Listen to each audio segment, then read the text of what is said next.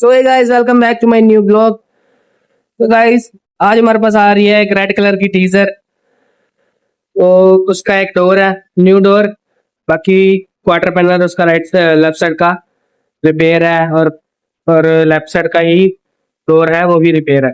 वो सब उसकी रबिंग वगैरह सब ओके हो चुकी है। अब उसको हो रही है मास्किंग। तो डोर हमारे पास आ गया। पहले हम उसको करेंगे न्यू डोर पेंट, आगे से पीछे से। आपको बताएंगे कैसे कैसे पेंट हो रहा है। या हफ्ता में रहा पेंट बूथ के अंदर, और बाहर की मंजाई वगैरह मतलब रबिंग वगैरह मैं नहीं बता सकता आपको ये कैसे कैसे होती है। मेरा हफ्ता बाहर होगा तो मैं बताऊंगा कि रबिंग कैसे होती है कैसे नहीं होती है। तो डोर के पीछे से आ चुका है हमारा न्यू डोर टीजर का, और ये हमारा फ्रंट साइड से आ गया है डोर। देख सकते हैं आप, इसकी फुल रबिंग हो चुकी है। और